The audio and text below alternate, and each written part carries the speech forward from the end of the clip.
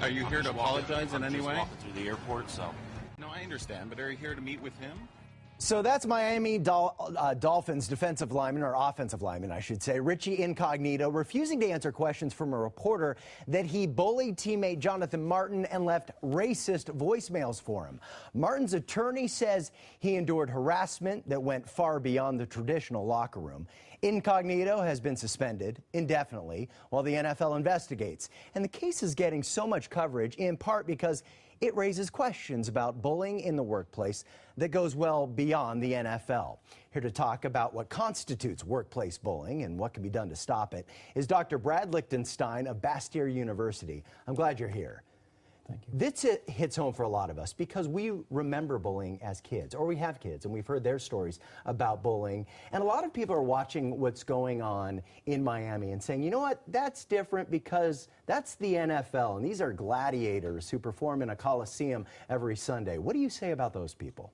Well, I think that's one thing that we do. We like to separate it out and say, oh, it's over there and not here, and so we become complicit sometimes in what's going on in our own work life. Or we de-emphasize what's happening in our own situation by saying, that's not really the same for me. So if it happens in the workplace as well as the NFL locker room, when does it cross over into harassment?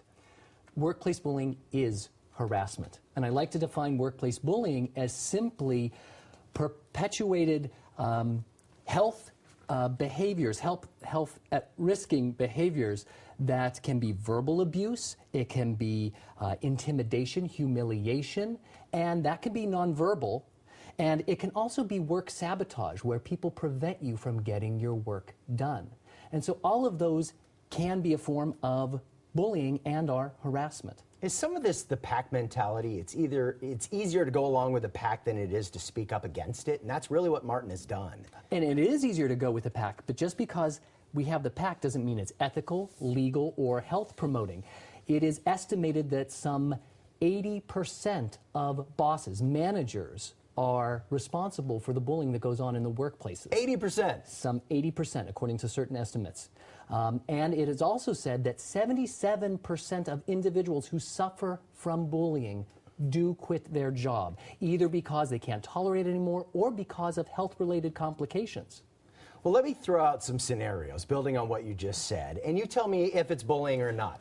So you're with your boss, and your boss says, hey, buy me lunch. Is that bullying? Okay, so with the scenarios, I like these scenarios, but with the scenarios, the first thing we have to say is, does it feel like it's humiliation, intimidation? So with that one, I mean, you have to think, is it part of what was expected? But if it causes hardship for the individual, that can be considered intimidation and bullying. So your boss calls you out, let's say, in front of your peers. Could be humiliating. Is it bullying? It depends on what is the requirement of the job. If they are talking about this is how you performed, and it's not humiliating, but it's talking about the facts, that can be questionable. Okay. Again, a lot of this is how it's perceived. Someone is spreading gossip about you in the workplace. Is that bullying? Yes. It's a similar thing that we have in Miami. I mean, we can say, what is gossip? Well, that went beyond, and we don't know all the details the NFL's investigating, but exactly. This guy was also leaving racist voicemails and that sort of thing. Last question, what about exclusion? A coworker is inviting everybody to go out after work, and you're being left out. Is that bullying? I don't think that would equate to bullying, and that's not affecting the job. Well, it has many of us looking around our workplace and trying to decide what is and what isn't. Dr. Lichtenstein, thank you so much. Sure. Thank you.